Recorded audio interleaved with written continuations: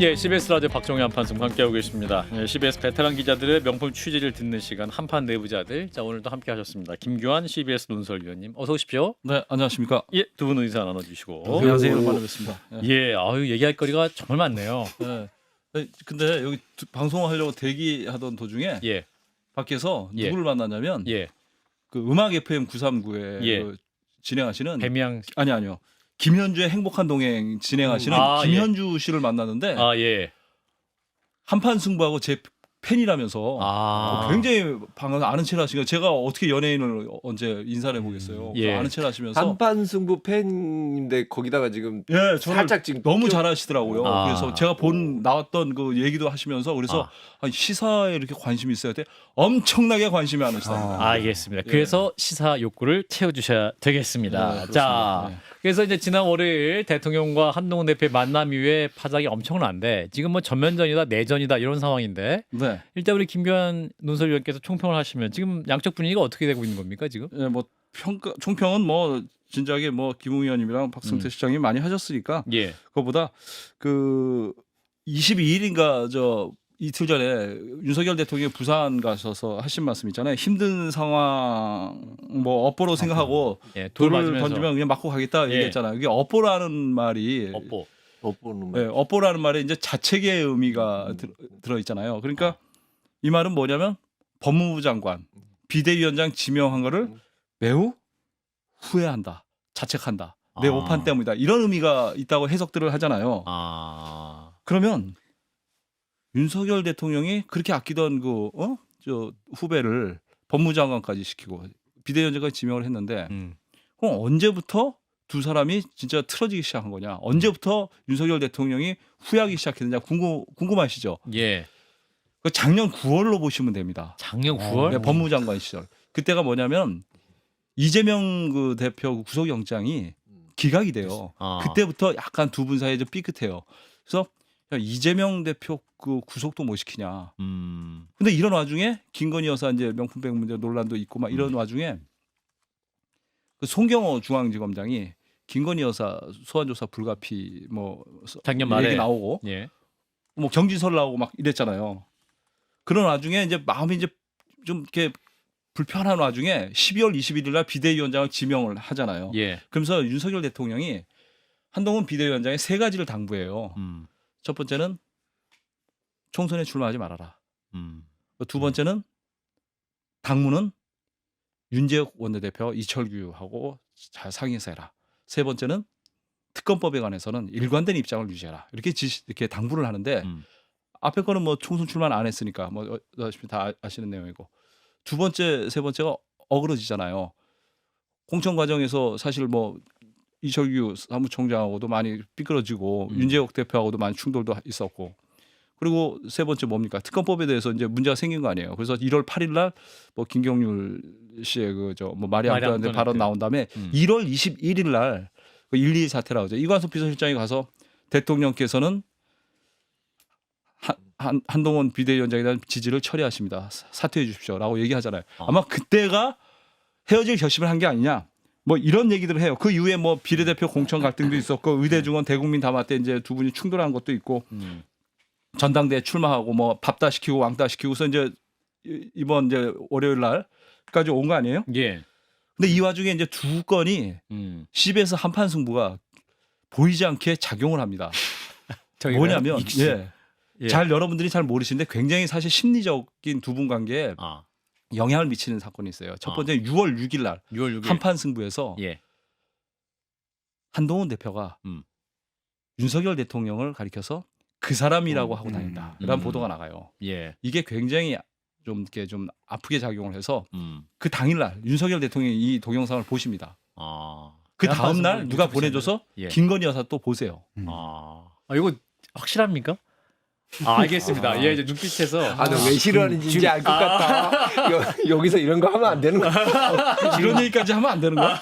저는 좀 듣기 좀 알겠습니다. 어려운 얘기를 좀 하는 예, 좋아요. 그래가지고 그러고 나서 7월 4일 날 또 무슨 일이 있어요?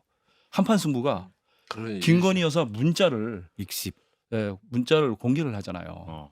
그게 결정타로 작용하면서 두 분 사이에 그거 했던 사람이 김교환 논설실장이시잖아요. 논설위원이 잘 모르겠어요. 둘 다 지금 실장님이. 네. 그런데 이제 근데 10월 21일 날 이제 두 분이 만났는데 예.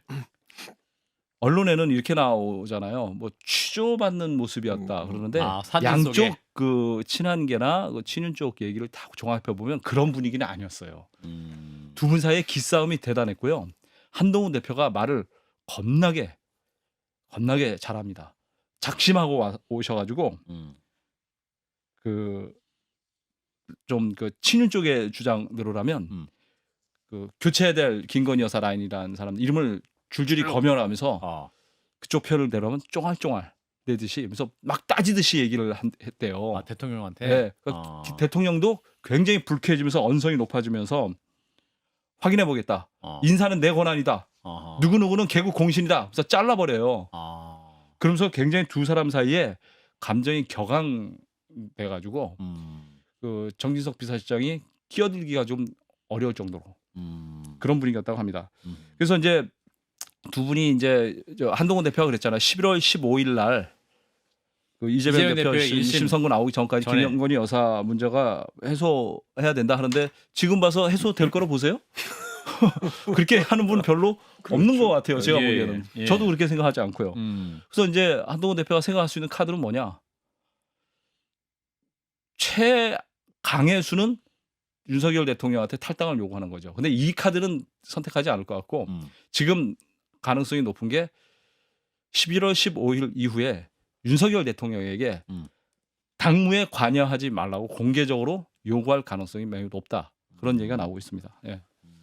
당무기분 원래 개입하면 안 되는 거 아니에요?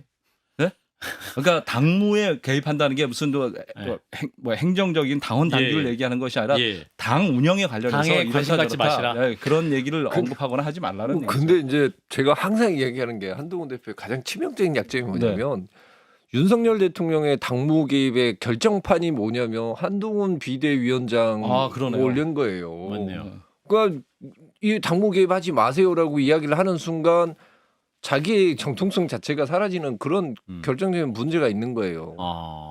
근데 사실 지금 선거도 멀리 남았고 해서 굳이 대통령의 당무에 개입할 것도 별로 없거든요. 그래서 원내일이 더 많지. 앞서 이제 추경 원내대표의 말대로 법안 문제나 특검은 다 원내일이고 물론 한동훈 대표가 당무를 통할해서 지휘한다라고 했기 때문에 예. 그렇게 얘기할 거면 모르겠는데 그래서 사실은 저는 한동훈 대표가 특검법에 관해서 김건희 여사 특검법에 관해서 어떤 태도를 갖느냐 이게 한동훈 제일 대표가요? 그게 예. 가장 또 관건이 아닐까라는 생각도 좀 듭니다. 그 두 분이 그 월요일 날 대화할 때 가장 험악했던 순간이 언제인지 아세요? 이때였대요. 계속 험악했던 건 약간 아니고 계속 험악했는데 네. 윤석열 대통령이 결정적으로 이렇게 감정이 이렇게 확 올라온 순간이 언제였냐면 예. 한동훈 대표가 김건희 여사 특검 걱정된다. 막을 수 없다. 막을 방법이 없다. 라고 얘기를 하는 거예요. 한동훈 대표 그렇게 네. 말했답니까? 윤석열 대통령 입장에서 굉장히 확 올라오는 순간이었죠. 그러니까 윤석열 대통령이 뭐라고 답변하냐면 이게 브리핑이 됐어요. 예. 헌정 유린하는 야당과 같은 입장을 취할 경우에 나도 어쩔 수 없다. 나 우리 당 의원 믿고 가겠다. 이 말은 우리 당 의원들의 어떤 그 국회에서 표결에 그걸 신뢰한다는 낙관적인 전망이 아니라 네 마음대로 하세요. 이재명이랑 정치해라. 이런 뜻이에요. 왜냐하면 차담회 하기 전에 무슨 일이 있었어요.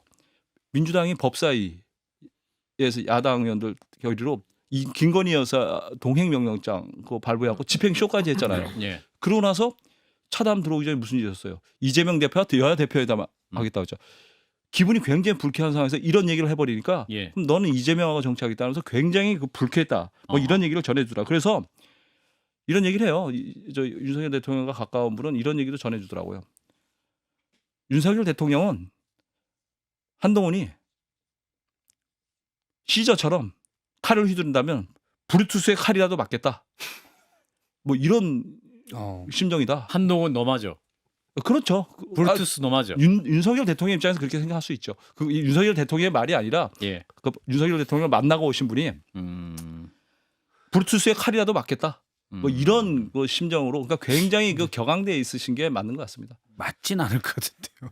근데 이제 피하실까요? 막을 것 같아요. 막으면 더 중상 아니에요? 예, 그러니까 한동훈 대표가 예. 대통령에게 이제 특검법은 막을 수 없을 것 같다라고 네. 이 흐름이다라는 것을 대통령이 직접 말을 했고 대통령이 굉장히 화를 낸 상황이고 그게 어떠한 사진 속에 나타나는 태도 속에 나타났다라는 말씀이신 것 같은데 예. 그럼 이제 면담 이후에 추경호 원내대표와의 만남이 예정이 안 돼 있었는데 갑자기 들어와라 이렇게 메시지를 한 거는 사실인가요? 그게 그 추경호 대표 이제 부른 게 경위가 예. 처음에 처음에 이제 언론에 어떻게 된 거냐면 그 윤석열 대통령과 한동훈 대표하고 그 차담회가 끝난 다음에 중진들과의 만찬에 이렇게 참석한 걸로 알려졌는데 그건 아니고요. 중진들과의 간담회는 그 2시에 그 추경호 원내대표가 갑자기 사선 이상 중진 의원들한테 문자를 돌려요. 모이자. 예. 간담회를 하자. 그래서 예. 간담회를 합니다. 그게 이제 와전된 거고요. 예. 그 추경호 대표를 윤석열 대통령이 부른 이유는 뭐냐면 그 10월 21일 윤석열 대통령과 한동훈 대표의 그 차담회를 주선한 사람이 예. 추경호 원내대표예요. 정진석 비서실장이나 홍철호 뭐 정무수석 또는 한동훈 대표 측근 뭐 이런 사람들이 작업을 한 게 아니라 예. 추경호 원내대표가 주선을 한 거예요. 근데 분위기가 안 좋게 끝났잖아요. 예. 그래서 이제 끝난 다음에 대통령이 이제 정진석 실장, 홍철호 수석하고 이제 저녁을 먹는데 이 만찬을 이렇게 안 끝나니까 추경호 원내대표 불러봐. 이렇게 된 겁니다. 그래서 약간 질책하듯이 봐. 왜 이런 식으로 이렇게 내가 안 만난다고 했잖아. 그런 취지의 분위기가 조성이 됐었어요. 근데 그게 추경호 대표를 질책한 건 아니고 만나서 기분이 나빠서 불렀다. 예, 그런 거였지. 무슨 뭐 그 자리에서 뭐 추경호 들어와서 너만 챙기고 뭐 한동훈은 왕따 시키고 이런 분위기는 아니었다고. 이런 배경이 있었다는 겁니다. 이게 이제 이해가 됐어요. 이건 어디서도 들을 수 없는 예. 김규환 논설위원만의 취재 이야기. 근데 그 다음 날에 이제 또 한동훈 대표가 친한 그룹을 어디서 만찬을 하잖아요. 네. 그럼 왜 한 거예요? 20여 명의 의원 소집. 왜 했냐고요? 예. 추경호 원내대표가 자기 나간 다음에 밥도 안 먹여줬는데 누구는 예. 밥자리에 부른 거 아니에요. 예. 그래서 화가 나고 그 다음날 단체 톡방인가 무슨 텔레그램 어딘가에 추경호 원내대표가 만나고 왔습니다라고 올려요. 예. 완전히 화가 난 거예요. 그러고 나서 소집한 거죠. 모이세요. 예, 모이서 헤드가고 다 모인 거죠. 예. 그래서 근데 그날 그 모이신 분들이 이게 강경한 바람은 별로 안 나왔고 한동훈 대표도 별로 얘기를 안 하셨고 그날 분위기는 서범수 사무총장이 많이 주조를 했대요. 주도를 하고 대화를 많이 했다고 하더라고요. 예. 근데 이제 이거보다는 어젠가요? 그젠가요? 친한계 27명 명단 찌라시라고 커뮤니티에 누가 만들었는지 모르지만 그리고 도곡동 7인회 사실 도곡동 7인회라는 건 없습니다. 그건 그냥 권성동 의원도 그냥 어디서 듣고 그냥 얘기하신 거지 그걸 뭘 알고 계시고 오늘 아침에 김현정 뉴스 나왔었잖아요. 그런 건 아니었고 근데 일부는 맞고 일부는 틀리는데 다 사람들이 도곡동 7인회에서 뭐 장인 뭐 진영구 고검장은 대충 이해를 하는데 한우섭은 저기 왜 들어갔어? 이런 의견들이 많아요. 그럴 만한 사연이 있어요. 한우섭 정무수석이 그만둘 때 대통령한테 굉장히 서운하게 하고 떠났어요. 그분이 기억하실지 모르지만 작년에 그 의대 증원 문제라든가 뭐 하고 또 뭐죠? 갑자기 생각이 안 나네요. 국방장관 뭐 관련 최상병 관련 그걸 건의를 하려고 한남동 관저를 찾아갔는데 대통령이 전혀 수용을 안 하고 굉장히 이렇게 화를 내요. 그러면서부터 자기의 이제 할 일이 없다고 생각해가지고 좀 많이 이렇게 질책을 당하고 그리고 떠나셔서 그리고 가만히 있으시면 안 되는 분이니까 뭐 이렇게 굉장히 정치적 감각이 뛰어나고 그러니까 그래서 한동훈 캠프를 뭐 도와주고 있다 그러는데 그거는 아니고 그냥 조언하는 정도다 하는 얘기한 분도 있고 시각이 많이 엇갈리더라고요. 다만 친한계 의원 27명이라는 의원들은요. 많이 좀 오차가 있는 것 같아요. 그래서 제가 물어봤어요. 친윤계 의원들한테 이거 27명이면 굉장한 거 아니야? 친한계 27명 모일 수 있어 지금 모이라면? 그러니까 무슨 27명이야. 모여봤자 20명이고 그러면서 그중에 틀린 사람들은 많다. 예를 들면 김상훈 정책위 의장 또 뭐 안상훈 의원 시민사회 수석인가 뭐 했던 분. 리스트를 자연스럽게 말씀해 주고 계십니다. 아니 그쪽에서 그러세요. 김희상 의원 뭐 이런 분들은 아니다. 너 방송 가서가 아니라고 좀 얘기 좀 해줘. 그러더라고요. 그래서 뭐 얘기 못할 게 뭐 있어요. 그리고 뭐 다 알만한 분들은 다 본 명단인데. 근데 문제는 친한계나 친윤계나 저번에도 얘기했잖아. 좌장이 없어요. 친한도 좌장이 없고 친윤도 좌장 역할을 할 분이 없어요. 또 스피커도 없고 스피커 친윤계 맨날 얘기하시는 분만 나오잖아요. 당직을 갖거나 현역 의원들 중에는 맞아요. 박정원, 장동혁 의원 그리고 김종익 최고위원, 신지호 전략부총장. 왜? 그러니까 스피커 좀 다양하게 하자 그러는데 나서는 사람이 없어요. 근데 친윤계도 매일 얘기하시는 분만 합니다. 보세요. 오늘 아침에 김현정의 뉴스에 나왔던 권성동 의원이라든가 그거는 국정기획 자주만 하시는 건 비서관 아니죠. 했던 예. 그 저 강명구 의원 뭐 이런 분 외에는 없어요. 그 유상범 의원도 성품 자체가 유상범 의원이 뭐 누굴 공격하고 뭐 이런 싸움에 나서는 걸 별로 좋아하질 않아요. 예. 그냥 할 말만 점잖게 하시는 분이지. 그러니까 이제 양쪽 다 이제 스피커가 별로 없는 거죠. 그러니까 권성동 의원이 최근에 발언을 많이 하니까 예. 야 이거 저 한동훈 이후에 포스트 저기 당권을 노리는 거 아니냐 얘기하는데 예. 이분은 자신이 나서는 게 대통령한테 부담이 된다. 윤핵관 이미지가 강해서 이런 생각을 갖고 계시고 그리고 이분이 뭐 대통령하고 뭐 지시를 받고 움직이고 이럴 분은 아니에요. 본인이 그냥 소신이신 것 같아요. 근데 이제 말씀을 좀 요즘 많이 하시니까 뭐 차기의 이제 당권으로 이제 권영세 의원, 윤상현 의원하고 이제 거론은 되는데 예. 뭐 두고 봐야죠. 뭐 마음이 누가 제일 불편할 수 유력해요 있는 거니까. 그러면 권영세 그리고 권성동 모르죠. 제가 윤상현. 그걸 어떻게 알아요? 다 알려고 하면 알 수 있잖아요. 마음은 있죠. 마음이 있으신 분이 있어요. 확실하게 마음이 당대표에 있으신 분이 마음이 있어요. 있는 분이 이 세 있어요. 분 중에 한 분이 있어요. 아. 네, 저한테도 뭐 얘기를 하시고 한 분은 있는데 예. 나중에 얘기할게요. 나중에 예. 다음 아이템이다. 예. 자 이제 오늘 친한계에서 배현진 의원이 친윤계에서는 권성동 의원이 나와서 발언을 하면서 이게 이제 여당 내 친한과 친윤계 갈등이 초입 단계가 아니냐. 그래서 친윤 대 친한 내전으로 확대되는 것이 아니냐. 또 의원들 단톡방에서 배현진 의원이 오늘 그 원내대표를 향해서 단톡방 안 보세요라고 막 말을 했지 않습니까? 예. 이런 당내 분위기 뭐가 진실이고 어느 정도의 상황인가? 지금 갈수록 그 친한계가 힘을 얻고 있죠. 일단 그래서 김웅 의원님은 동의하시는지 모르겠는데 박 실장님이나 네. 일단 명분은 한동 친한계가 쥐고 있는 거 아닌가요? 현재 그렇다고 봐야죠. 예. 그렇게 국민 뭐 제가 잘못 눈높이를 생각하는 건가요? 얘기하는 거고 예. 전반적으로 메시지 자체는 예. 친한계가 더 가깝게 있다. 대답을 안 하시네. 저는 그 사람들이 예. 그걸 뭐 대통령에 대해서 비판한다는 것 자체가 우스워요. 대통령과 우리 당을 이렇게 만드는데 저 1등 공신들인데 결국은 그 사람들이 그러니까 결국은 대통령이나 여사가 받아들이기 어려운 게 야 니네 나랑 같이 했잖아.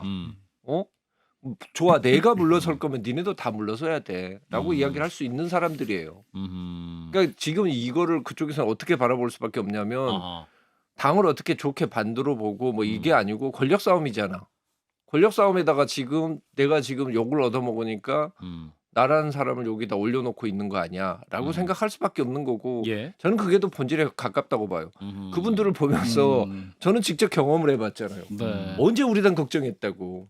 네. 옛날에 정말 우리 당이 이렇게 망가져 나갈 때 대통령한테 모든 걸 실어줘야 된다라고 이야기를 하면서 거기에 대해서 반대됐던 사람들 저 같은 사람들한테 손가락질하면서 내부 총질한다고 공격했던 사람들이 지금 와서 느닷없이 그 도대체 차라리 처음부터 끝까지 계속 네. 친윤 역할을 한 사람은 의리라도 있지.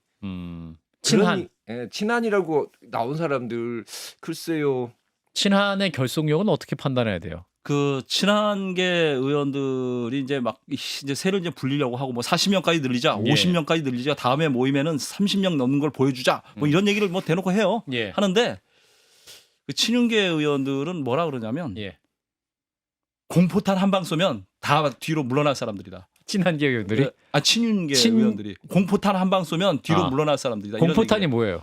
아니 그러니까 실제로 총을 안 쏘더라도 총소리가 빵 한 번 나오면 나면 싹 그게 흩어진다는 뭐냐면 거예요. 무슨 의미냐면 이 뜻이에요. 아, 그 선거법 그 공소시효 끝나면서 이제 예. 기소한 의원들 있잖아요. 근데 예. 국민의힘 의원이 4명이 기소인데 그 가운데 한 명이 장동혁 예. 그 전 사무총장이잖아요. 예. 그분 내용이 보면 이거 과연 기소할 만한 거리가 되나 싶을 정도로 어. 선관위에서 자체 조사해가지고 경고로 끝난 거죠. 재산 신고 허위 실수로 보인다고 해서 했는데 이거를 기소를 해버렸잖아요. 그리고 지금 나오는 얘기 들으셨는지 모르겠는데 수도권의 모 의원 뭐 위험하다 뭐 얘기 나오잖아요. 그러니까 이런 것들이 이제 공포탄으로 이제 해석이 되는 거죠. 그런 거죠. 뭐 케빈이 연다 뭐 쉽게 시쳇말로 뭐 그런 얘기죠. 친한계가 이렇게 결속력이 약할 수 있다 그런 말씀이죠. 여전히 그건 저는 전적으로 동의합니다. 네. 근데 앞서 이제 공포장까지 쏠 것도 없어요. 그냥 뭐가 나오면 그럼 각자 도생하는 사람들이라. 근데 앞서 이제 김 의원님이 아니 니네들도 똑같으면서 이제 와서 뭔 딴소리냐라고 말씀하지만 저는 이제 권력에 대한 비판이 필요하고 지금 대통령의 국정운영 방식이 너무 우격다짐에 무도하기 때문에 사실 야당은 계속 얘기하지만 구체적인 액션으로 들어가기엔 부족하잖아요. 제 의견 때문에. 그래서 친한계가 그렇게 얘기하는 거는 바람직하다고 봅니다. 근데 친한계가 나중에 만약 권력을 잡고 또 잘못하면 그때 또 친한계 뭐라고 하면 돼요. 예. 평론가 나온 말씀. 자, 직업 정신. 한 2분 남았는데 한동훈 대표 이거 조기 얘기 사퇴로. 감사원 사무총장 얘기는 조금 시간이 좀 필요해서 다음에 해야 될 것 같습니다. 자, 한동훈 대표 한데, 조기 사퇴론이 잠깐만 찌라시로 돌아왔는데 그 부분은 어떻게 이제 친한계에서는 그런 일 없다고 얘기를 해요. 근데 이제 몸값이 이제 최고일 때 보통 그 가수들이 잠시 활동을 중지하고 이제 신곡 준비하고 떠난다 그러잖아요. 뭐 그런 격이죠. 근데 사실 한동훈 대표가 지금 정치에 영향이 너무 없잖아. 대통령과의 갈등이 너무 심하고 당내 이렇게 막 분란을 야기한다고 김 의원도 냉정하게 이렇게 비판을 하시니까 그러니까 차라리 이럴 바에는 잠시 정치권을 떠나 있는 것도 나쁘지 않겠다. 왜냐하면 떠나더라도 정치적 가치가 떨어질 가능성이 전혀 없는 거죠. 보수의 사실상 유일한 팬덤이시고 사퇴해도 정치적 가치나 존재감이 떨어지기는커녕 계속 윤석열 대통령의 지지율이 떨어지면 한동훈 대표를 대안으로 계속 필요로 할 거 아니에요. 여론이. 뭐 그런 걸 의식하죠. 특히 내년 4월에 재보궐선거가 있어요. 아산시장하고 서울 구로구청장 선거. 근데 이 선거가 지금 민심대로라면 또 지역구도도 그렇고 국민의힘이 이길 가능성이 조금 낮잖아요. 그래도 민주당이 유리하다고 보는 게 일반적인 시각이잖아요. 그렇게 되면 또 정치적 책임도 나오기 전에 좀 정리해서 좀 거취를 미리 하는 좋지 않겠느냐. 뭐 그렇게들 조언을 하는 것 같습니다. 김건희 여사 이슈 해결해야 된다 한동훈 대표가 요구를 했는데 그 부분에서 용산이 움직일 가능성이 있습니까? 없습니다. 전혀 뭐 귀등에도 안 먹히고요. 그럴 생각이 없으세요. 그거는 제가 단호하게 얘기했어요. 그리고 정지석 비서실장이 이나 홍철호 정무수석이 좀 역할을 해줘야 되는데 그런 역할을 못해요. 정지석 비서실장 요즘 몸이 좀 안 좋으신 걸 알고 계시죠? 건강이 좀 안 좋으셔가지고 역할을 제대로 하기 좀 어렵고 그 차담회조차도 추경호 원내대표가 이렇게 조율할 정도로 역할이 별로 없어요. 알겠습니다. 자, 일단 내부자들은 오늘 여기까지 듣겠습니다. CBS 김교환 논설위원이었습니다. 고맙습니다. 네, 고맙습니다.